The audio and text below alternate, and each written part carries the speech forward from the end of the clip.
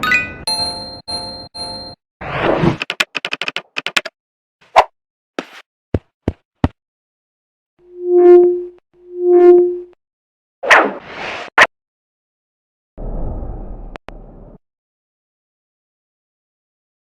back to Podcast Akasia Session by Hima Akasia UBM Kampus Serpong, and here we are in episode 3. Sebelumnya, perkenalkan nama aku Yulina.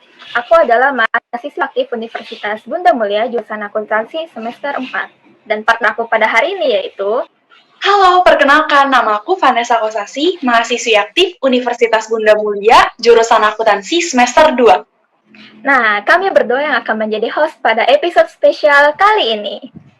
Ya, benar banget. Beberapa waktu lalu, sebelum kita mengadakan podcast ini, kita tuh udah melakukan polling di SG Akasia UBM Kampus Serpong mengenai topik kita pada kali ini ya kan. Tapi netizen sama atau yang biasa kita sebut dengan Akasia, mereka tuh setuju banget mengulik kehidupan bekerja di kantor pelayanan pajak. Kayaknya mahasiswa-mahasiswi UBM pengen banget ya kerja di KPP.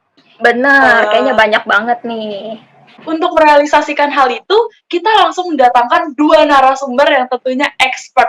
Betul banget, Pak Nes. Kita udah kedatangan 2 narasumber, tapi untuk 2 narasumber ini nanti kita bagi menjadi 2 segmen, seperti itu. Untuk yang pertama, kita sudah ditemani oleh salah satu narasumber yang sudah berpengalaman di kantor pelayanan pajak, dan beliau juga merupakan lulusan dari Sekolah Tinggi Akuntansi Negara atau STAN. Oke, tanpa lebih lama lagi, langsung aja kita sambut, ini dia Kak Tantika. Halo semuanya. Halo Kak Tantika, apa kabar Kak? Baik, alhamdulillah. Agak flu sih, agak bindeng, tapi bisa lah. Nggak apa-apa. Masih jelas kok suaranya. Masih jelas, oke. Kak, aku manggilnya apa nih, Kak Tantika? Oke, halo semuanya. Namaku Tantika Syarifah Hanin, biasanya dipanggil Tantika. Saat ini aku bekerja sebagai pelaksana di Seksi Pengolahan Data dan Informasi Kantor Pelayanan Pajak Sidoarjo Utara. Umur masih 22 tahun dan aku alumni Politeknik Keuangan Negara STAN di Satu Pajak tahun 2017. Salam kenal semuanya. Wah, keren banget ya, masih 22 tahun udah kerja gitu kan di kantor pelayanan pajak, lulusan STAN coba. Wah, keren banget sih. Kan Parah. STAN itu kan akuntansi ya, berarti kakak itu ambilnya jurusan akuntansi, waktu penjurusan itu ambil pajak ya? Atau gimana? Jadi kayak gini, kita tuh di STAN tuh ada beberapa hal ya yang masih rahasia ilahi lah istilahnya. Rahasia ilahi karena kita nggak tahu parameternya apa, landasannya apa, pertimbangannya apa untuk lembaga memilihkan itu, yaitu ada penjurusan dan penempatan. Jadi untuk penjurusan sendiri di awal itu kita nggak tahu nih, mereka ambilnya dari nilai. Kan kalau di tahunku kan ada masih 3 tahap kan ya, ada tes tulis, tes fisik, sama tes CPNS, tes SKD gitu.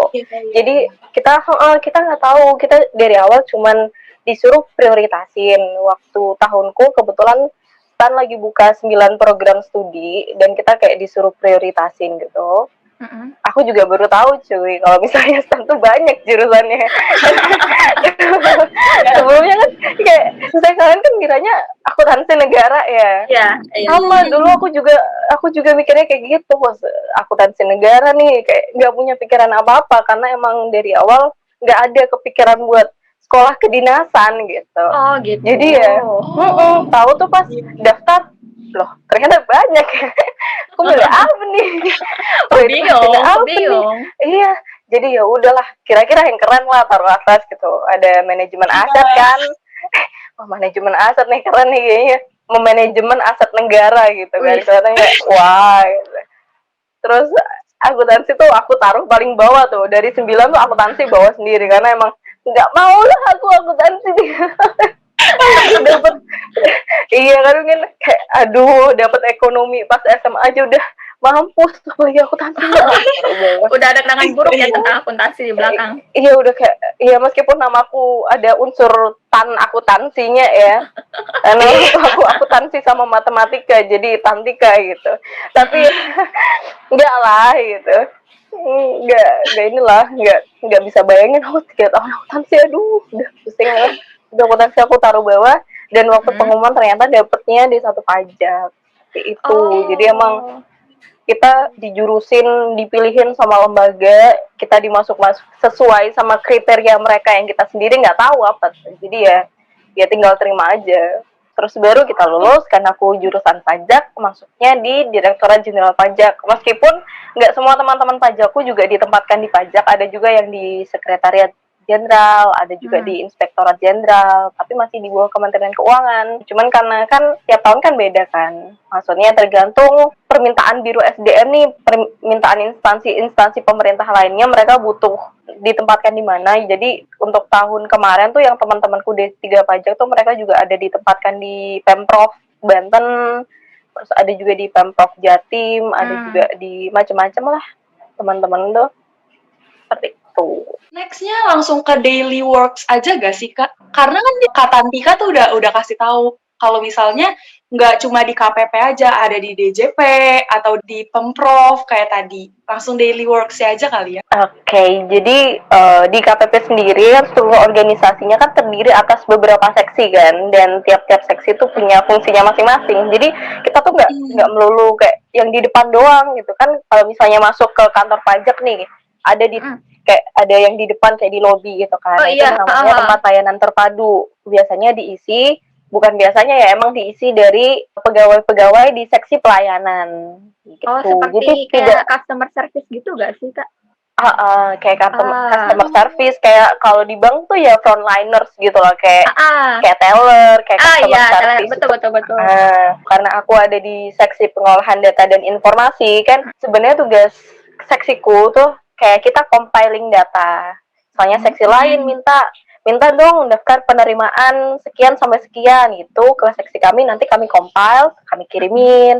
Atau misalnya pembagian wajib pajak gitu, nanti dikirimin seperti itu. Tapi itu pegawai lain sih. Kalau aku sendiri itu bertanggung jawab di perekaman alat keterangan. Jadi alat keterangan itu apa itu, Kak? Jadi alat keterangan yang aku rekam itu adalah daftar transaksi dari notaris yang dikirimin ke KPP per bulannya. Jadi dia jual beli kan, dia notaris kan jual beli pertanahan, bangunan dan sebagainya tuh. Mereka ngirim ke kami, terus kami rekam untuk daftar kepemilikan harta. Jadi itu juga bisa gitu. Bisa jadi data. Jadi kan misalnya kalau tiap tahun tuh kita ada pelaporan SPT kan. Kalian betul. Familiar nggak? Ya, pelaporan SPT di SPT itu kan ada daftar harta kan. Iya, betul ada. Sebenarnya daftar harta itu tidak mempengaruhi pajak kalian sih, cuman lapor aja. Cuman kan biasanya kan ya nggak semua wajib pajak tuh jujur ya. Ada yang mereka masukin dikit-dikit aja lah gitu, biar nol gitu. Ya. Iya. Nah, tapi terus pas kita rekam alket nih kan ada NPWP-nya juga, ada data wajib pajaknya juga kan. Iya, betul. Kok dia di SPT gajinya per bulannya nulis 3 juta tapi barusan beli rumah seharga 1,5 M. Kan aneh kan? Duitnya dari mana? Duitnya dari mana? Gitu. Nah, nanti itu bisa jadi dasar untuk diajukan pemeriksaan. Di seksi pemeriksaan ada lagi nanti. Kalau kita ya berkutat di data aja sih. Oh gitu. Jadi Katantika itu di bagian data perekaman yang nantinya bakal dioper lagi ya Kak ke divisi lain gitu ya. Iya, itu kan database gede gitu kan. Jadi nanti bisa digunakan kayak antar seksi gitu. Emang sesuai kebutuhan. Itu kalau perharinya itu banyak gak sih Kak job desk-nya gitu? Sebenarnya perharinya kalau sebulan sih ada sekitar 50, 60, 70 notaris yang masuk kan. Dan per notarisnya tuh kadang ada yang nihil, kadang ada yang juga sekali tuh 300 gitu. Buset. 300, 400 gitu, ada beberapa malah notaris gede gitu kan. Jadi ya dicicil sih lebih tepatnya, karena nggak itu doang gitu kerja. Iya. Ada yang kayak kalau aku sih PIC dari laporan mitigasi risiko kantor. Jadi kantor kan tiap-tiap kantor kan punya mitigasi resiko kan, kayak apa yang akan dimitigasi nih, kira-kira tahun ke depan kita bakal punya kendala apa dan bagaimana kita menyikapinya kayak gitu. Tapi itu triwulanan sih, nggak yang daily. Nggak yang daily gitu ya. Oh ternyata ada juga ya yang pekerjaannya tuh yang dikerjakannya per triwulan. Oh seperti itu. Jadi teman-teman kalau mau lapor aset, pajak jangan dikurang-kurangin gitu. Nanti diaudit loh. Dengar tuh kata Kak Tantik. Dia yang ngaduin nanti diaudit guys. Kelihatan sama Kak Tantik ya teman-teman. Jadi jangan coba-coba ya.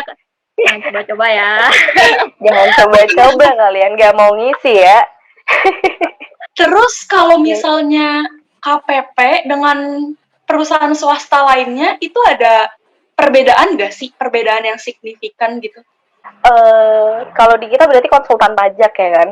Iya. Nah, kantor konsultan pajak itu mereka kan punya konsultan, kayak istilahnya lawyer tapi dalam hal perpajakan kayak gitu. Betul. Kan. Mereka berkonsultasi dengan konsultan ini dan biasanya kalau di konsultan pajak tuh mereka cuman ngurusin satu perpajakannya sekian perusahaan, tapi cuman dalam hal perpajakannya aja gitu. Sedangkan kalau misalnya di kantor pajak sendiri, sebenarnya nih ini mungkin teman-teman nggak tahu ya. Jadi kita ini ketika kalian punya NPWP, kita ini sebenarnya punya konsultan pajak pribadi loh, yang difasilitasi oleh negara. Jadi aku nih punya konsultan pajak. Jadi kalau misalnya aku pengen konsultasi masalah perpajakan, jadi tinggal ke kantor pajak ngelihat aku nih konsultan pajaknya siapa gitu. Nanti ya kita bisa konsultasi dan itu memang difasilitasi oleh negara dan gratis gitu. Wow. Jadi mungkin jadi sebenarnya kan banyak orang nggak tahu kan tentang itu. Iya, aku nggak tahu. Baru tahu kali ini. Iya, kalau misalnya kalian ya, biasanya kan teman-teman ada yang jadi pengusaha nih, misalnya baru buka usaha, biasanya kan pusing kan ngurus perpajakannya karena orang awam pun, aku pun kadang masih bingung gitu loh, apalagi orang awam yang nggak masuk ke dunia perpajakan sendiri. Nah itu tuh sangat bisa teman-teman untuk berkonsultasi mengenai kewajiban perpajakannya, kayak gimana sih ngitungnya, ini kalau misalnya kegiatan usaha kita kayak gini, ini nanti seperti apa sih perpajakannya, apa aja kewajibannya, dan itu gratis gitu. Nah kalau di kantor pajak sendiri, biasanya di kantor pajak sendiri tuh di seksi pengawasan dan konsultasi 234 dan seksi ekstensifikasi. Jadi istilahnya tuh account representative atau AR gitu. Emang konsultan. Jadi konsultan pajak pribadi kita tapi difasilitasi negara. Jadi itu sih perbedaannya. Jadi AR di KPP itu bisa dibilang konsultan pajaknya yang ada di KPP seperti itu ya, Kak? Iya, bener. Konsultan, iya semua orang punya konsultan pajak gitu. Sebenarnya punya. Aku pun punya nih konsultan pajak pribadi nih. Kalian pun juga kalau nanti, ya itulah di AR itu, AR di KPP itu ada lah. Gitu. Nanti misalnya aku mau konsultasi tentang pajak ya tinggal ke AR ku sangat bisa gitu. Dan ya tadi tidak dipungut biaya dan memang disediakan oleh negara seperti itu. Jadi yang bedain itu sih. Dan kalau dalam segi konsultasi, karena kalau konsultan kan mereka hanya berkonsultasi kan, tapi kalau di kantor pajak sendiri kita juga mengeluarkan produk hukum. Jadi kalau misalkan di pajak tuh ada pengajuan NPWP gitu, itu kan yang ngurusin kantor pajak. Kita kan nggak bisa ngajuin NPWP di konsultan kan. Iya benar. Jadi harus di kantor pajak. Iya betul. Yang berurusan dengan negara atau ada misalnya kita bayar pajak kelebihan gitu, ada namanya SPTLB kan, kita harus ngurusinnya di kantor pajak. Seperti itu sih. Kalau samanya mungkin sama dalam segi konsultasinya, maksudnya memang ada seksi konsultasi dan konsultan pajak itu aja yang sama. Beda satunya di swasta, yang satunya di punya negara. Tuh teman-teman yang mau kerja di KPP tuh ada konsultannya tersendiri loh, disediain sama negara gratis. Belajar tuh nggak harus di kampus doang ya, ternyata di KPP juga bisa gitu. Kira-kira jenjang karirnya itu ada nggak sih kayak di perusahaan-perusahaan swasta kalau di KPP gitu? Ada banget. Tapi mungkin sedikit berbeda ya dengan di perusahaan swasta gitu. Karena kalau di perusahaan swasta kan ada yang kayak promosi-promosi dan lain sebagainya. Yang kalau kinerja bagus dipromosikan langsung kayak gitu naik. Tapi karena kami punya institusi negara ya, kita kan ngikutnya ya peraturan aparatur sipil negara kan. Jadi ada yang namanya masa kerja. Jadi aku D1 kan, kuliah cuma setahun doang langsung masuk anak kecil banget kan di KPP masuk gitu. Jadi golongan 2A gitu. Kalau teman-teman D3 itu masuknya 2C. Nah, naik 2A ke 2B ini kalau baru lulus tuh 2 tahun. Kalau 2B ke 2C itu 4 tahun. Kita bisa nge-skip nih 6 tahun ini dengan cara tugas belajar atau izin belajar seperti itu. Jadi kalau misalnya lulusan D1 baru masuk ke KPP sama misal ada CPNS baru lulusan S1 dipekerjakan di KPP, itu beda langsung golongannya. Golongan tingginya itu apa, Kak? Seingatku nih 4D, 4E. 4D, 4E jadi itu A, B, C gitu. B, C, D gitu. 2A, B, C. A, B, C, D gitu. 2A, B, C, D, terus habis itu ketiga A naiknya. A4, iya. Dan kita nih, misalnya aku D1 ya, aku mentoknya tuh di, apa ya, kalau nggak salah, 3A atau apa gitu. Mungkin temen, correct me if I'm wrong ya. Iya. Jadi, D1 tuh ada mentoknya juga gitu. Jadi nggak bisa, aku D1 tapi kerja terus selama sekian puluh tahun jadi 4A gitu, nggak bisa kayak gitu. Kalau mau naik pangkat, jadi ya harus sekolah. Sekolah lagi seperti itu biar ketika masuk bisa ujian penyesuaian langsung bisa naik pangkat kayak gitu.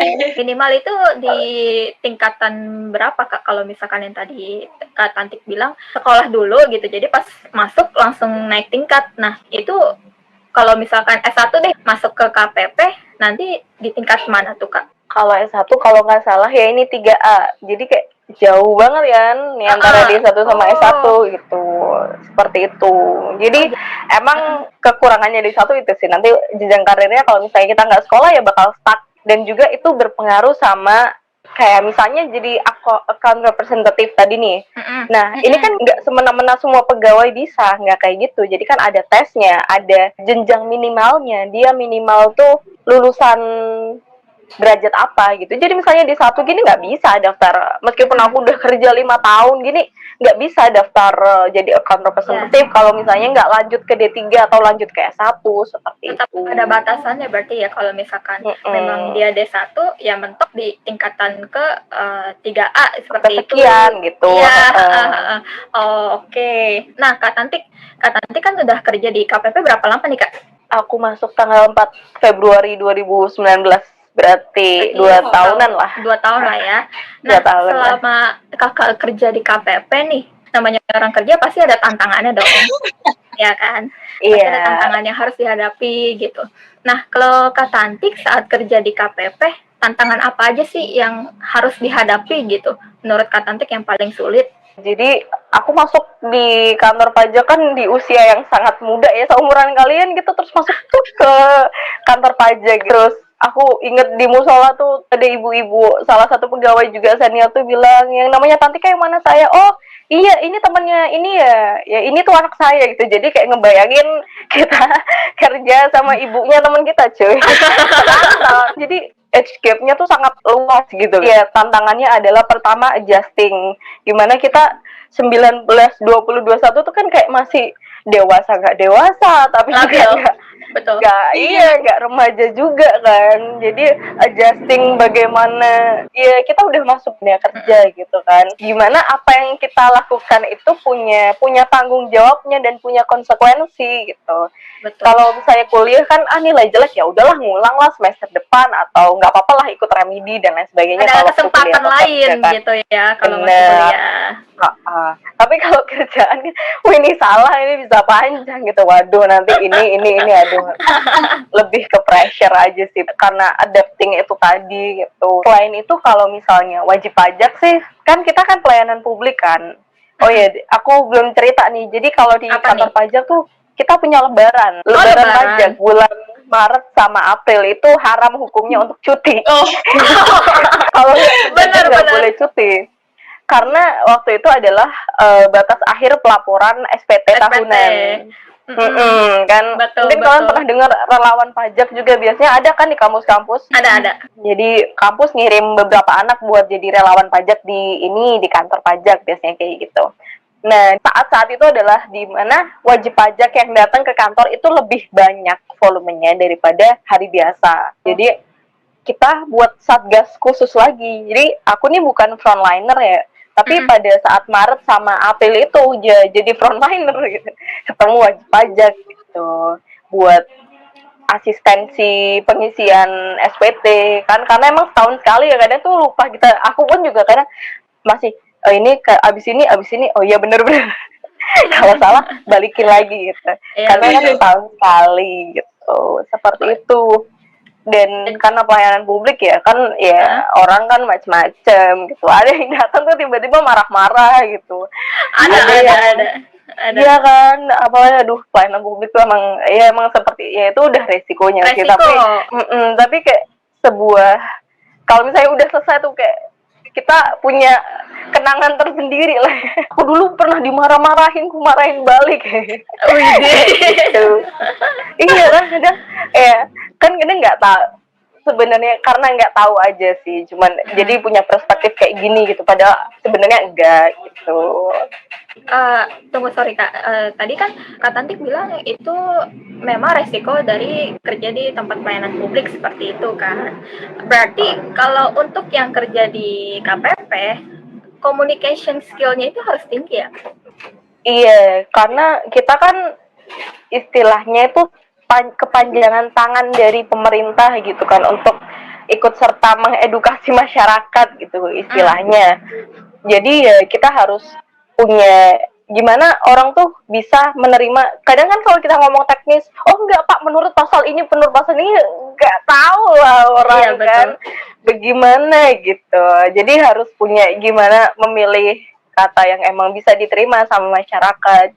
Contohnya aja kemarin nih, pasti kalian dengar kan pajak pulsa sama voucher tuh. Iya. Barusan. Padahal kan sebenarnya tuh nggak, pajak PPN untuk pulsa dan voucher tuh udah ada tuh lama dari tahun sekian gitu.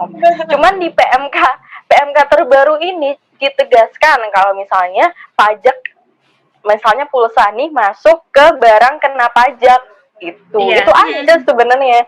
Untuk penarikan pemungutannya kan mereka ada di distributor besar gitu. Jadi tidak mempengaruhi toko-toko eceran di dekat rumah gitu sebenarnya. Konter-konter nggak terpengaruh. Kita pun selama ini sebelum itu booming ya pulsa yang kita kenakan, kayak pulsa yang kita beli, paketan data dan lain sebagainya itu sudah termasuk PPN gitu. Cuman di PMK ini ditekankan lagi kalau misalnya itu barang kena pajak, biar kan ada barang sama ada jasa kan. Kadang tuh masih blur gitu loh, ini pulsa nih masuk yang mana gitu. Jadi ditekankan kembali kalau voucher sama pulsa nih barang bukan jasa. Sebenarnya kayak gitu. Cuman kan kadang ya kan orang itu udah punya stigma gitu. Apa sih negara nih majokin dikit-dikit baca gitu. Tapi kan nggak gitu loh. Nggak gitu konsepnya. Kalau misalkan kayak ada PMK baru kayak gitu kan, yang kayak kemarin pulsa dan voucher, itu banyak yang ke KPP Kak. Banyak yang maksudnya nanyain gitu, komplain gitu. Mungkin beberapa yang merasa itu akan berimpact ke mereka, mungkin ada yang menghubungi AR-nya langsung. Dan tapi kebanyakan kemarin sih ya di medsos itu sih orang-orang tuh. Iya betul. Ya banyaknya. Kadang tuh kita tuh sampai capek gitu. Aduh nih, karena memang udah ya orang udah punya stereotype, udah punya mindset. Ya ketika mindsetnya tidak sesuai dengan apa yang terjadi kan kayak enggak lah. Tetap nih pajak nih, dipajakin nih gitu kan. Benar banget. Sebenarnya kan ya udah, maksudnya kita sudah melakukan, terserah lah mau pokoknya tuh nggak kayak gitu. Kita sudah mengedukasi, sudah no. Mungkin memang orang juga agak sih dengan kata pajak gitu, kayak langsung wah langsung. Nah, tadi kan Kak Tantik bilang kalau orang yang kerja di perpajakan gitu ya biasanya hektiknya itu di bulan Maret dan April gitu kan Kak ya.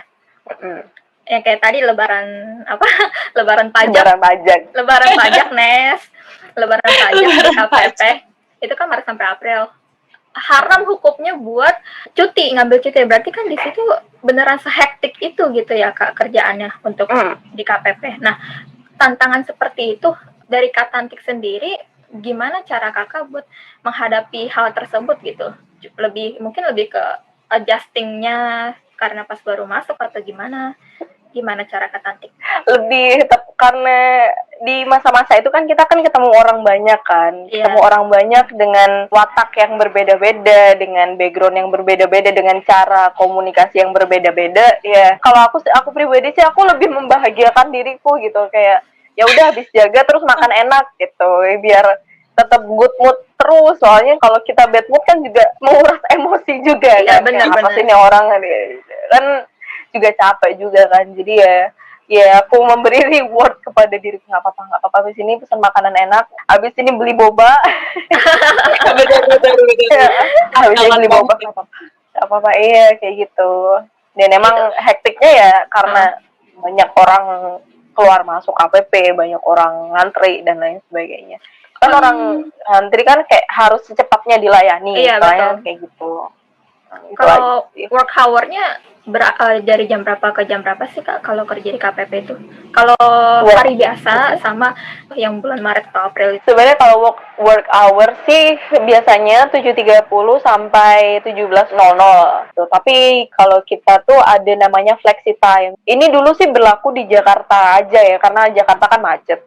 Jabodetabek kan macetnya gila-gilaan kan. Jadi fleksi 30 menit ke depan dan ke belakang gitu. Jadi kalau misalnya kita kejebak macet tiba-tiba terus kita bisa datangnya harusnya kan 7.30, misalnya 7.45 lah, berarti nanti kita pulangnya 17.15 tambahin 15 menit kayak gitu. Atau misalnya teman-teman nih yang mau pulang kampung gitu. Jadi terus keretanya jam 5 gitu. Jadi berarti mereka harus nyampe kantor tuh jam 7, absen jam 7, nanti pulangnya bisa setengah 5. Cuman kalau pas lebaran, pas penerimaan SPT itu, kalau yang aku tahun kemarin sih nggak ini ya. Yang tahun kemarin pandemi ya jelas tutup, cuman sampai Maret awal kami buka, terus habis itu setelah itu tutup. Kalau penerimaan SPT sih nggak ada lebih-lebih gitu ya. Cuman kemarin tuh pas aku belum masuk tapi tax amnesty itu sampai lembur di kantor ngelayanin wajib pajak tuh ada yang sampai jam 12 malam sampai karena emang gila-gilaan waktu itu kan pada ngajuin tax amnesty. Iya benar kayak gitu sih. Ada perbedaan di jam kerja paling kalau bulan puasa itu. Aku berapa ya jam 7.30 jam 4 apa setengah 5 gitu kalau nggak salah pulangnya. Lebih awal. Mantap ya sharing-sharingnya. Atau kita langsung aja ke saran dan tips kayaknya ya, Ceh. Boleh dong, kan mahasiswa-mahasiswi UBM kayaknya tertarik gitu buat kerja di KPP. Minta saran dan tipsnya dong, Kak. Oke, jadi kantor pelayanan pajak itu ada di bawah Kementerian Keuangan, ada di bawah Direktorat Jenderal Pajak dan Kementerian Keuangan kan lebih tepatnya. Untuk bisa bekerja di DJP sendiri, specifically KPP itu harus melalui penerimaan CPNS. Oh gitu. Seperti itu. Jadi selain CPNS ya itu tadi ya lewat STAN atau lewat CPNS. Itu nanti pas penerimaan CPNS ya tinggal daftar CPNS seperti biasa. Itu kalau kantorku sendiri tuh masih buka untuk yang SMA, anak-anak SMK. Yang kuliah belum dibuka. Sebenarnya ya kan kalau magang anak kuliah kan nggak ada ininya kan, maksudnya nggak inline sama jadwal KPP kan, kapan aja bisa. Kalau misalnya emang pengen magang lah. Wah, udah deh kayaknya ilmunya tuh udah cukup gitu, sampai tips dan triknya tuh udah dikasih, Ceh. Gile, keren. Wah, thank you banget ya Kak Tantika. Aduh, untuk saran dan tips and triknya. Sorry tadi aku agak keluar sebentar. Nah, paling untuk perbincangan kita cukup sampai di sini. Mungkin kalau ada teman-teman yang mau tanya, boleh langsung tanya ya ke Kak Tantika nanti. Bisa banget teman-teman kalau mau tanya, mengulik-ulik lagi Lebih dalam lagi gitu ya. lebih dalam lagi. Ya Kak Tantika, thank you so much for coming in here. Thank you udah sharing bareng sama kita ya. Semoga nanti kita bisa ketemu lagi Kak Tantika. Sama-sama, thank you. semoga bermanfaat deh. Pasti bermanfaat dong. Bye Kak Tantika. Dadah, terima kasih kembali. Bye. Ya, saat ini kita udah bersama narasumber kedua kita, yaitu Kak Doni Sulastiawan, yang dimana beliau sudah berpengalaman di kantor perpajakan selama lebih dari 5 tahun. Yuk langsung aja kita sapa. Halo Pak Doni, apa kabarnya Pak? Halo Vanessa, halo Yulina, dan halo Halo, teman-teman Kak Doni. Universitas Bunda Mulia ya. Iya, betul, Kak. Semoga sehat selalu ya. Pasti, Sehat pasti. selalu, lancar selalu ke kuliahnya. Amin, amin. Boleh dong Pak sedikit dikasih tahu pengenalan diri sama kesibukan Bapak saat ini tuh ngapain gitu? Oke, ya selamat siang teman semuanya Universitas Bunda Mulia. Perkenalkan, panggilnya kakak aja ya. Perkenalkan Iya, nama kakak, Kak Doni Sulastiawan. Kakak saat ini bekerja sebagai aparatur sipil negara di Direktorat Jenderal Pajak Kementerian Keuangan. Kak Doni udah bekerja di Direktorat Jenderal Pajak kurang lebih selama 5 tahun lah. Dan kesibukan saat ini, Kak Doni saat ini sedang melanjutkan program studi S2 di Master Business of Administration Institut Teknologi Bandung. Dan saat ini menjadi pegawai tugas belajar dari Direktorat Jenderal Pajak. Wah, keren banget ya. Kayaknya udah expert banget gitu di bagian perpajakannya nggak sih, Yul? Iya, betul nih. Aduh. Berarti emang dari dulu, dari SMA atau SMK, passionnya emang di perpajakan ya, Pak? Atau baru nemu passion tuh pas kuliah? Ya, dari SMA sama sih. Mungkin ada teman-teman juga yang berasal dari jurusan IPA ya. Kalau Vanessa apa? IPA apa Saya IPS? SMK. SMK. Oke, SMK. Kalau Yulina? Sama, saya juga SMK, akuntansi. Oh, SMK. Nah, waktu itu saya jurusan IPA. Tapi emang sih dari awal ya, emang dari background latar belakang keluarga. Jadi ayah saya juga bekerja di Kementerian Keuangan, Direktorat Jenderal Pajak. Jadi ya secara tidak langsung ya mempengaruhi pilihan masa depan gitu. Ya udah saya ngambil waktu itu sarjana di akuntansi Universitas Pajajaran. Dan perpajakan memang udah jadi passion saya sejak kuliah. Jadi pas tugas akhir saya juga ngambil konsentrasi di bidang perpajakan. Oh, berarti dari keluarga juga udah ada background di keuangan ya, udah ada yang pernah bekerja di Kementerian Keuangan juga, terus juga dari SMK, terus akhirnya pas kuliah juga ambil jurusan di akuntansi ya Kak. Betul. Nanti di akhirnya kan Kak Doni ini ambil konsentrasi di perpajakan ya Betul. Kak. Lalu apa yang bikin Kak Doni ini akhirnya setelah lulus itu memilih untuk berkecimpung dan bekerja di kantor pelayanan pajak Kak? Nah, jadi sebelumnya saya cerita dulu ya, kenapa saya bisa bekerja di Direktorat Jenderal Pajak. Jadi waktu itu saya lulus berapa tahun yang lalu ya? 2013, berarti 8 tahun yang lalu. Aduh. Jadi saya waktu itu ikutan, kan ada tuh penerimaan pendaftaran buat aparatur sipil negara. Jadi ada di website Kementerian Keuangan, mencoba mendaftarkan diri sebagai aparatur sipil negara di Kementerian Keuangan. Ya udah, saya ikutan tes. Kurang lebih tahapannya sampai 4 bulan waktu itu loh. Sampai saya sempat bekerja di suatu perusahaan swasta juga untuk menunggu pengumuman itu. Cuman kan karena passion saya dari awal di bidang perpajakan ya, dan ada latar belakang keluarga juga ya, semakin menguatkan diri saya untuk bisa ya sebisa mungkin ya kalau misalnya ini rezeki saya, mudah-mudahan bisa lulus, dan alhamdulillah akhirnya saya diterima di Direktorat Jenderal Pajak. Wow, keren. Itu saat pendaftaran itu 4 bulan lamanya ya, Kak? Jadi kan tahapannya macam-macam ya. Jadi kan habis lulus nih, misalkan Yulina atau Vanessa atau teman-teman dari Universitas Bunda Mulia ingin berkecimpung, mengabdikan diri sebagai aparatur sipil negara, membangun negara lewat pajak, berkontribusi lewat penerimaan negara lewat pajak. Jadi teman-teman bisa mendaftarkan diri. Biasanya sih kalau nggak salah ya, ada di website dari Kementerian Keuangan sendiri itu buka lamaran calon pegawai negeri sipil. Dan tahapannya itu lumayan panjang. Waktu itu Kak Doni itu 5 tahapan sih. Pertama tuh seleksi administrasi, kemudian ada tes kemampuan dasar kayak ini ya Pak, matematika dasar, terus Iya. kepribadian, terus ada kayak psikotes tapi masih dasar sih. Terus yang Mm-mm. ketiga Kak Doni ikutan apa habis lulus itu psikotes. Terus habis lulus psikotes ada lagi masuk tahapan wawancara dan yang terakhir adalah tes kesehatan. Ya 4 bulan lah kurang lebih lamanya itu prosesnya. Oh, nah Gitu. setelah 4 bulan lamanya nih, Kak Doni terus Hmm, akhirnya ada pengumuman akhirnya Kak Doni hmm, terpilih gitu, bisa dibilang hmm, lolos gitu ya. hmm, Nah, itu saat lolos langsung kerja di KPP atau hmm. gimana, Kak? Jadi waktu itu Kak Doni pertama itu ketika kita diumumkan ya, alhamdulillah lulus tahun 2014 waktu itu jadi PNS-nya, Kak Doni itu magang dulu. Magang itu kurang lebih selama 7 bulan. Waktu itu Kak Mm-mm. Doni magang di kantor pusat Direktorat Jenderal Pajak di Gatot Subroto, kalau Mm. teman-teman tahu ya. Kemudian dari situ sudah 7 bulan magang, mulailah namanya SK. SK itu surat ketetapan ya. Jadi Kak Doni ditempatkan di kantor pelayanan pajak pertama itu tahun 2014 itu di kantor pelayanan pajak Pratama Bangka. Bangka tahu ya? Bangka Belitung. Nah, Bangka Belitung. Bangka Belitung, Wow. iya. Jadi emang Wow. sih pengalaman yang berharga di sini bekerja di kantor pelayanan pajak Pratama Bangka itu lumayan lama ya, 5 bulan. 5 tahun, bukan 5 bulan. 5 tahun.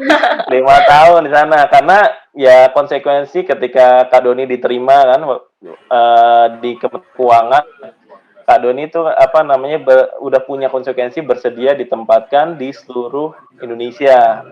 Jadi emang udah konsekuensinya bekerja di Direktorat Jenderal Pajak. Kemudian dari 5 tahun itu bekerja di kantor pelayanan pajak Pratama Bangka, Kak Doni pindah tuh selama kurang lebih 9 bulan di kantor pelayanan pajak Madya di Palembang. Itu 9 bulan. Terus Kak Doni alhamdulillah saat ini kemarin ikutan tes beasiswa LPDP, mungkin teman-teman pernah dengar ya, Lembaga Yes, Pengelolaan Pendidikan. Kak Doni sedang melanjutkan pendidikan S2 di MBA ITB sampai saat ini sekarang lagi masih ongoing. Gitu. Wow, keren banget. Nah, selama Kak Doni kerja di KPP, Kak Doni pernah menjabat jadi apa aja, Kak? Pertama ya dari awal dari bawah ya dari staff, Ya. dari staff di pelaksana di pelayanan. Jadi tugas Kak Doni itu bertugas untuk melayani wajib pajak nih, misalkan mengajukan permohonan pendaftaran NPWP, mungkin teman-teman tahu ya. Oh, Nomor tahu. pokok wajib pajak ya. Udah punya NPWP belum? Udah. Oh, udah. Saya belum. Ya, nanti kalau misalnya Yuli udah bekerja tuh wajib punya NPWP karena Iya, Pak. nanti dari penghasilannya itu dipotong pajak dan syaratnya itu harus ada kartu NPWP. Nah dari situ Kak Doni itu sekitar 1 tahun lah sebagai front office di bagian pelayanan. Kemudian dari situ tahun kedua, tahun ketiga Kak Doni itu sebagai pelaksana seksi ekstensifikasi. Jadi Kak Doni itu menjaring calon-calon pembayar pajak baru di daerah Bangka tuh. Di sana tuh kan banyak industri timah ya. Ya emang kan di sana potensi sumber penerimaan tuh di timah sama di sektor sawit. Jadi Kak Doni tuh cari potensi-potensi baru tuh. Jadi siapa orang-orang yang mempunyai penghasilan lebih tapi dia belum punya NPWP, nah Kak Doni bertugas di situ selama kurang lebih 1,5 tahun lah. Nah kemudian tahun ketiga ke tahun keempat, Kak Doni baru menjadi akun representatif. Kalau teman-teman pernah dengar ya, AR ya, AR. Iya. Nah, kalau AR ini lumayan lama nih, kurang lebih 2,5 sampai 3 tahun lah. Fungsinya sebagai petugas dari Direktorat Jenderal Pajak yang bertugas untuk melaksanakan kegiatan penggalian potensi dan memberikan bimbingan kepada para wajib pajak untuk menjalankan hak dan kewajiban perpajakannya secara benar. Gitu. Ibaratnya AR itu seperti konsultan pajak yang disediakan oleh KPP gitu ya, Kak? Betul, ya, tapi resmi ya, maksudnya resmi. ya dibayar negara dan semua pelayanan yang diberikan Direktorat Jenderal Pajak tuh gratis gitu. Misalkan Vanessa, dia punya NPWP kan Vanessa ya, nah dia itu udah punya AR-nya gitu. Misalkan kalau Vanessa pengen tahu nih, misalkan sekarang kan lagi PT tahunan ya, mau bulan Maret. Nah nanti kalau misalnya ada kesulitan, Vanessa bisa kontak terpajak terdaftar di mana dan bisa disambungkan ke AR-nya. Itu gratis dan emang itu pekerjaan utama seorang AR gitu. Jadi teman-teman yang pengen buat NPWP atau konsultasi bisa nih ke Kak Doni sebagai AR. Iya. Siapa tahu kan ketemu sama Kak Doni kan teman-teman. Iya. Kak, kalau misalnya berarti tadi Kakak ada bilang bisa ditempatkan di mana aja ya, berarti Betul. semua pekerja yang di KPP ataupun Direktorat Jenderal Pajak itu bisa mutasi tempat kerja ya? Bisa, jadi Oh gitu. bisa ditempatkan karena emang udah konsekuensi ya.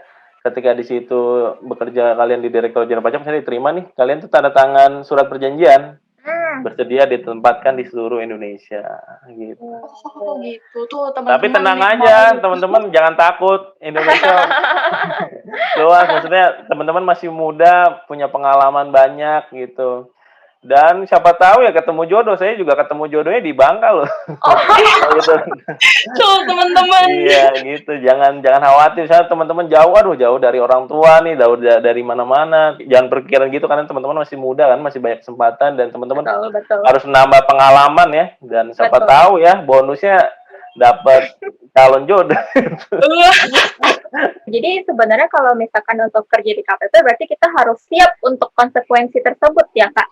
Iya Yul, karena mutasi ya. ke Tapi seluruh tempat di Indonesia. tapi jangan khawatir, suatu saat nanti juga balik lagi. Nah, Kak, kalau misalkan kerja di KPP nih, kan kalau misalkan di perusahaan biasa itu kan ada perusahaan yang corporate, ada yang perusahaan startup gitu kan. Nah, dua perusahaan ini tentunya punya budaya kerja yang berbeda dong. Misalkan kayak kalau corporate itu lebih rigid peraturannya, terus kalau misalkan startup kita lebih bebas. Nah, kalau kerja di KPP, budaya kerja di KPP itu gimana sih Kak? Apakah berbeda antara satu KPP dengan yang lainnya atau gimana Kak? Kalau untuk kerja di kantor pelayanan pajak, jadi dia budaya organisasinya aja udah ada semacam kayak kita bekerja sesuai dengan standar operating prosedurnya. Jadi udah ada macam-macam aturannya di situ. Jadi kita kalau misalkan mau melaksanakan sesuatu ya berdasarkan itu, dan kita emang ditekankan ya, apalagi seorang pegawai Direktorat Jenderal Pajak itu selalu ditekankan yang namanya integritas.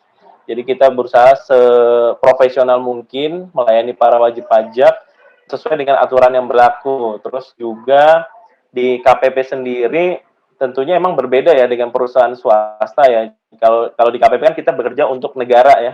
Jadi fungsi dari kita tuh ada fungsi pengabdian. Kalau di swasta atau di perusahaan yang sifatnya organisasi kita biasanya kan profit oriented ya. Kita memaksimalkan gimana caranya si organisasi atau perusahaan ini mendapatkan return yang setinggi-tingginya. Nah, tapi beda kalau misalkan kita fungsi di pelayanan publik ya. Dalam hal ini adalah aparatur sipil negara, yaitu kita memberikan pelayanan kepada para masyarakat karena kita dibiayai dari nama itu APBN. Jadi misalkan negara ini kan lebih dari 70% sumbernya dari pajak. Ya udah gimana caranya negara Indonesia mengumpulkan penerimaan sebanyak-banyaknya. Jangan sampai Indonesia ini punya ketergantungan terhadap sumber pembiayaan yang tinggi. Kan pengennya kan kita kalau bisa ya dikecilin tuh sumber pembiayaan, kayak misalkan kita ngutangnya kalau bisa ya kita lah gotong royong bangun negara ini. Benar banget ya. Jadi teman-teman yang mau sekalian abdi kepada negara Indonesia, boleh tuh kerja di DJP ataupun KPP seperti Kak Doni.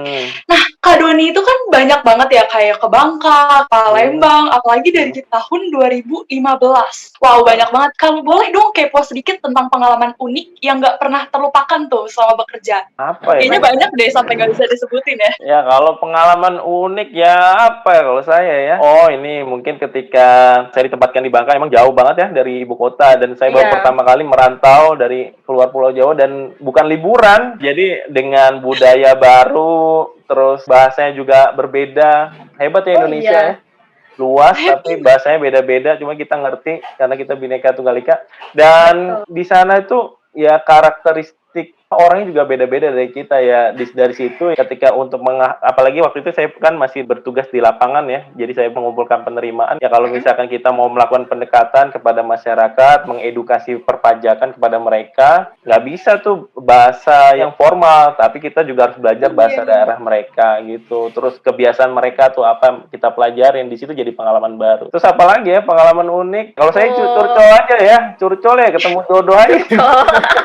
Ya, jadi saya ketemu istri saya waktu itu, saya dikerja di kantor pelayanan pajak pertama Bangka, istri saya di kantor pajak sebelah, dicek sebelahan. Jadi masih di kantor pajak juga, di kantor pelayanan pajak Pangkal Pinang ya. Di situ ya udah, alhamdulillah saya nemuin jodoh di situ ya. Tapi istri Alhamdulillah. saya tapi dari Bandung. Oh, dari Bandung. Dari Bandung, cuman ditempatkan di situ.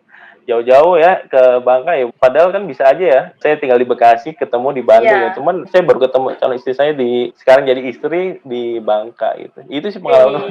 Jangan khawatir lah, masih muda ya, masih harus banyak digali, dikembangkan. Betul. Dan keuntungan untuk aku boleh promo sedikit ya. Boleh, silahkan Kak, Kenapa sih silahkan. aku menjadi ASN gitu ya? Kalau misalkan teman-teman pingin namanya melanjutkan kuliah gratis, melanjutkan pendidikan setinggi-tingginya hingga tingkat doktoral, itu tuh kalau misalkan kesempatan untuk mengembangkan diri, untuk daftar beasiswa tuh banyak banget di sana tuh di PNS itu.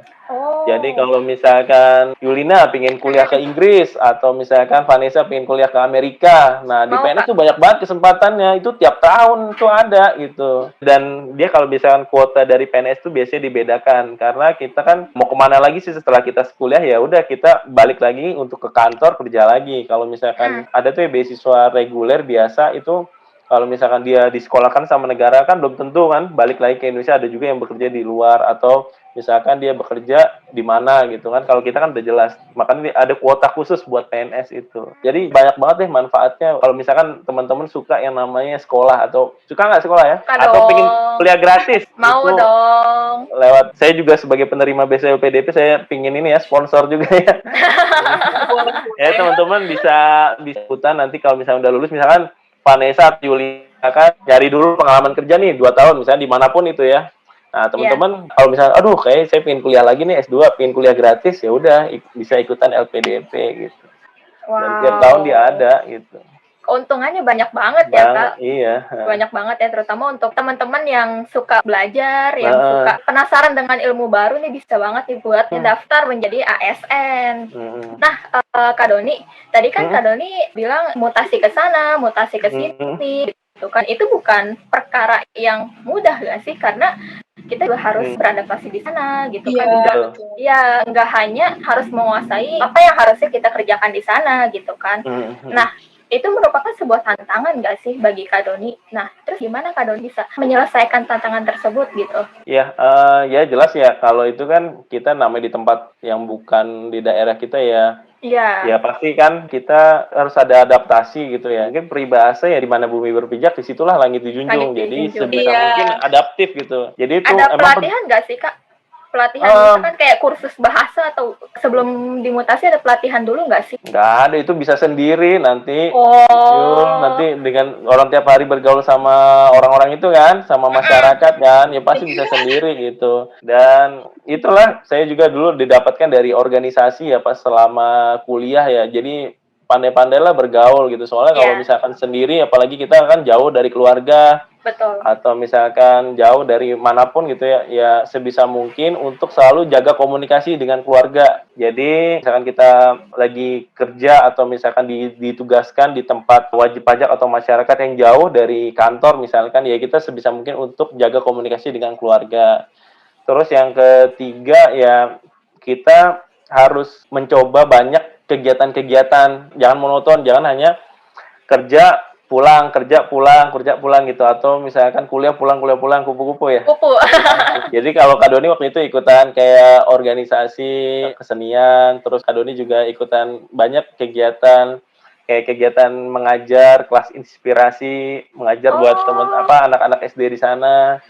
Terus gitu. juga yaitu ningkatin bahasa Inggris. Kak Doni juga ada les dulu. Dia sih banyakin kegiatan sih. Kalau misalkan kita jauh ditempatkan di suatu daerah, ya kita harus sekreatif mungkin lah. Jangan sampai tuh waktu itu kosong gitu. Atau misalnya nanti kan kalau misalnya kelamaan di sana juga bosen kan gitu. Iya, betul. Cari-cari kegiatan olahraga, futsal waktu itu Kak Doni, terus bulu tangkis atau apapun lah yang intinya tuh pengembangan diri gitu. Tantangannya udah dibabat semua ya, kayak nggak ada kesulitan gitu, kayak ada kesulitan dikit langsung dibabat gitu loh, langsung udah ada penyelesaiannya gitu. Emang keren banget ya, beda kalau yang expert mah.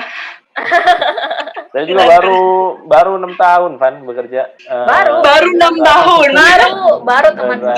Baru 6 kalau Yulina Vanessa udah kuliah berapa lama? 2 tahun? Belum ada ya? Kalau Vanes baru 1 tahun, kalau saya udah 2 tahun. Tapi hebat lah kalian ikutan seperti ini ya. Ngasah soft skill kalian karena itu dibutuhkan Betul. banget di dunia kerja. Kemampuan kita komunikasi, kemampuan kita berbicara dengan orang tuh sangat berguna. Soalnya nggak hanya kemampuan akademik saja ya. Contoh misalkan saya kan udah bekerja di lapangan gitu ya. Jadi nggak hanya kemampuan hard skill, tapi juga ada kemampuan soft skill sana gitu. Betul ya. Dari saya dan Vanes juga sebenarnya makasih banget sih dengan Hima Akasia di UBM yang udah memfasilitasi gitu kan, agar kita bisa mengadakan podcast dan menghadirkan narasumber sehebat Kak Doni ini. Nyampe ke episode 3 masih ada lagi banyak banget kan. Oh, banyak banget. Iya, hebat lah. Podcastnya. Saya juga dulu ikutan Hima akuntansi. Iya, di situ sama lah kayak Yulina sama Vanessa ya, inget dulu gitu. Mungkin kita mau ini deh, langsung aja saran sama pesan buat mahasiswa-mahasiswi UBM gitu yang tertarik gitu kerja di DJP ataupun KPP. Untuk teman-teman, adik-adikku semuanya, pesan Kak Doni ya, sebisa mungkin nih dari mumpung kalian masih muda nih, sebisa mungkin tidak hanya meningkatkan hard skill saja gitu, tapi teman-teman juga harus pandai bergaul, berorganisasi. Karena di dunia lapangan kerja itu tidak hanya kemampuan akademik saja, tapi juga kemampuan untuk teman-teman berorganisasi dengan baik itu sangat diperhatikan. Jadi IPK itu hanya sebagai kunci syarat masuk saja, tapi kemampuan soft skill lah yang menentukan. Tapi bukan IPK itu bukan segalanya, tapi segalanya juga berawal dari IPK ya. Jadi sebisa mungkin untuk mempertahankan, kalau bisa tuh IPK tuh stabil. Misalkan mudah-mudahan Yulina sama Vanessa tuh kumlot lah lulus dari UBM ini ya.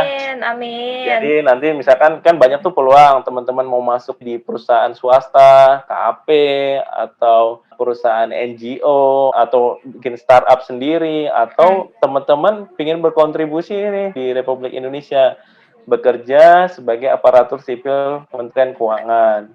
Jadi mudah-mudahan kuliah teman-teman lancar semuanya, lulus dengan membanggakan. Karena di sana itu ada harapan yang besar dari orang tua teman-teman gitu.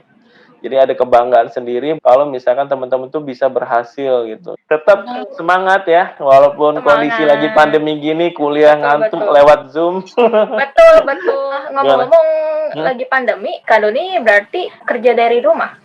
Enggak, kalau saya sebagai pegawai tugas belajar, jadi saya dibebas tugaskan sementara ya dari kantor, fokus ke sekolah gitu. Jadi salah satu kesempatan nih buat teman-teman benefit, manfaat, kalau teman-teman nih misalkan ikutan ASN, kemudian teman-teman sekolah itu tuh dibebas tugaskan, jadi tugas kalian adalah belajar aja gitu. Jadi saat ini saya selama kurang lebih 1,5 sampai 2 tahun, saya sama kayak Yulina sama Vanessa juga sebagai mahasiswa. Gitu. Kalau misalkan lagi pandemi seperti ini di KPP tetap jalan ya, Kak? Jalan, sekarang itu kan hampir 70 sampai 80% ya. Itu pelayanan sekarang udah lewat online ya. Oh jadi iya betul. Online ya, betul. Semua online. Terus juga banyak kita kan cuma di kantor itu cuma 30% ya. Dan sekarang ini kan kalau misalkan wajib pajak nih mau ke kantor pajak tuh udah sekarang tuh via website semua, via online. Ya, betul. Gitu. Jadi kalau misalnya komunikasi dengan AR sekarang juga lewat WhatsApp atau lewat saluran resmi gitu. Iya. Udah serba online. Mungkin kedepannya juga kantor pajak jadi sepi kali ya. Sana kan soalnya sekarang tuh kan lebih serba ke digital ya. Betul. Ke era sekarang nih kan. Jadi pertemuan antara masyarakat wajib pajak dengan petugas pajak semakin dikurangkan. Dan sekarang tuh pelayanan lebih sifatnya ke online. Iya, bahkan untuk pembuatan NPWP saja gitu ya, itu udah bisa online ya Pak? Online. Langsung dikirim ya Kak? Iya, langsung dikirim 1 hari kerja. Gampang ya, gitu ya teman-teman. Untuk yang belum punya NPWP nih, sekarang kalau mau buat NPWP itu gampang banget, tinggal di online aja. Nanti kartunya bisa langsung sampai ke rumah sendiri dan gratis ya Kak? Iya, gratis. Oke. Nah, nggak kerasa kita udah ngobrol lebih dari 40 menit. Wow. Nggak kerasa ya. Wow, saya kelihatan muda aja kalau sama kalian. Jadi masih nyaman. Oke deh, ya Kak Doni, baik terima kasih Kak Doni atas sama-sama Yulina, Vanessa, teman-teman UBM. Ya, ada sharing dan pesan dan sarannya. Semoga teman-teman kita nih yang emang udah punya interest dengan perpajakan atau Mm-mm. mereka punya interest untuk menjadi ASN. Semoga Betul. mereka semua bisa membekali diri mereka dengan sharing dan pengalaman dari Kak Doni tadi. Mm-mm. Oke. Semangat terus ya. Jangan lupa follow ya Instagram Kak Doni ya. Ngiklan Boleh. sedikit. Jangan Boleh. lupa follow Apa tuh? di virtual background Kak Doni di @doni_sulasiawan, nanti saya langsung accept ya. Lihat. Dan jangan lupa follow @kemenqri kalau teman-teman mau tahu banyak tentang Kementerian Keuangan tuh apa aja sih kerjaannya, terus fungsinya tuh apa aja, teman-teman bisa @kemenqri, dan tetap semangat dan tetap selalu sehat ya. Karena di kondisi Selalu. pandemi gini, jaga jarak ya, 3M itu ya, Betul. memakai masker dan mencuci tangan. Betul. Jadi untuk teman-teman nih yang mau tanya atau penasaran tentang bekerja di KPP bagaimana, bisa banget buat langsung tanya ke Kak Doni ya. Tapi jangan lupa follow Instagramnya dulu. Dulu ya. Oke Kak Doni, thank you banget ya Kak Doni. Pembicaraan Sama-sama, kita, kita selesaikan sampai sini dulu. Semoga nanti siap. kita bisa ketemu lagi ya Kak Doni. Terima kasih banyak Makasih udah diundang banyak. ya. Makasih banyak Vanessa. Thank you. Bye-bye Kak Doni. Bye-bye teman-teman UBM. Wah, keren banget ya pembicaraan pada podcast episode kali ini. Tadi bareng Kak Tantika dan juga bareng Kak Doni ya, Nes. Wah, iya Ci, benar banget. Seneng banget ya bisa ngobrol-ngobrol sama mereka. Banyak banget ilmu-ilmu yang bisa kita pelajarin. Nah, jadi teman-teman yang tertarik bekerja di bidang perpajakan, khususnya di kantor pelayanan pajak, bisa banget nih untuk prepare dari sekarang, dari tips and trik narasumber kita tadi, bisa langsung daftar aja di CPNS dan manfaatkan masa muda kalian dengan ambil pendidikan setinggi-tingginya serta pengalaman sebanyak-banyaknya. Tetap semangat, Stay healthy. and stay safe. Aku Yulina. Aku Vanessa. Kami berdua pamit undur diri. Terima kasih and see you. See you.